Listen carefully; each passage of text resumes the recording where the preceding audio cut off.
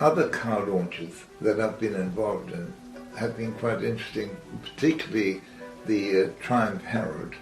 They wanted to show that it was an easy car to drive, and so when they heard that I could drive cars blindfolded, they said that would be a great idea to say, if this man can drive a car blindfolded, look how easy it is to drive. It was just a symbolic way of showing it. So I was blindfolded where they built the car, I think it was in Coventry, on the actual production line.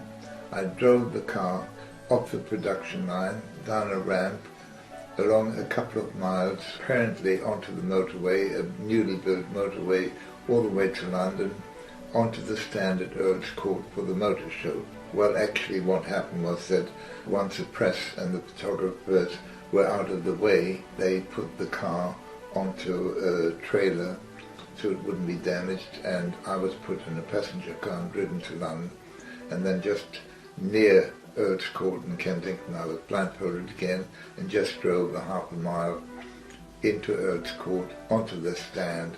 They made a big fuss that this car had been driven all the way from the production line to the display stand at the motor show, blindfolded.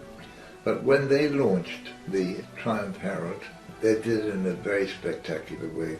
They invited people from all over the country to come to the Albert Hall, and they absolutely filled the Albert Hall to capacity. And then they introduced various cars, but the Triumph Herald was actually built whilst people were watching. So whilst one of the managing directors was giving a talk, behind him some mechanics dressed in white overalls came in with different parts, for instance the wheels, hubcaps, the engine housing, the roof, the doors were all brought in individually, and whilst the audience was watching it was assembled, and then 4 of them got into the car, the lights went on, switched the engine on, they drove off. Very spectacular. So I suggested that to another company, a company called W.D.&H.O. Wills, who were cigarette manufacturers. W.D.&H.O. Wills, makers of Craven filter cigarettes, Midway little cigars, and Country Life cigarettes, invite you to relax and enjoy the show. They had invited me to launch some new cigarette brands, and they wanted something spectacular. And I suggested that I had heard about this car being assembled, and they loved that idea. So they combined the 2 launches. And whilst the managing director of W.D.&H.O. Wills was talking, behind him, very quietly, these mechanics in white overalls assembled the car, and then he got into the car and they drove them off.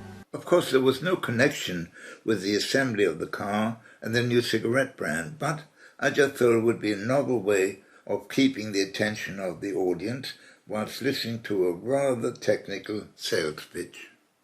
Well, my part, of course, was to launch the cigarettes, and I had what I call a brand tub. It was like a barrel with sawdust in it, and it's a bit like a lucky dip at a fun fair, where you can put your hand in, and after you've paid your money, a sixpence usually, you'd rummage around and grab one of the prizes and come up with it.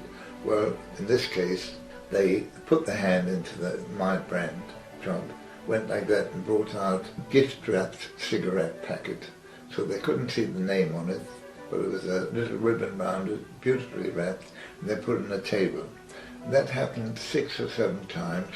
Different people came up, rummaged around, and as I put them on the table, one after the other, I started telling a story.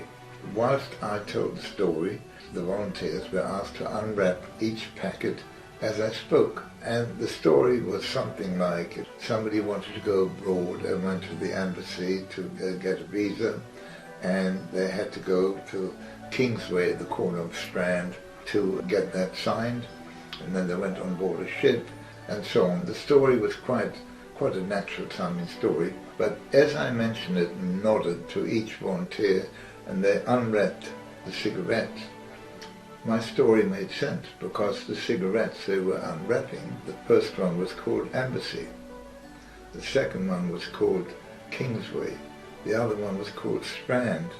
These are all things that I mentioned. We then had Capstan, we had Sky, we had Horizon, and so on. So every time I mentioned a name and nodded them, they unwrapped the cigarettes, and they were in the right order that they had taken from the brand tub.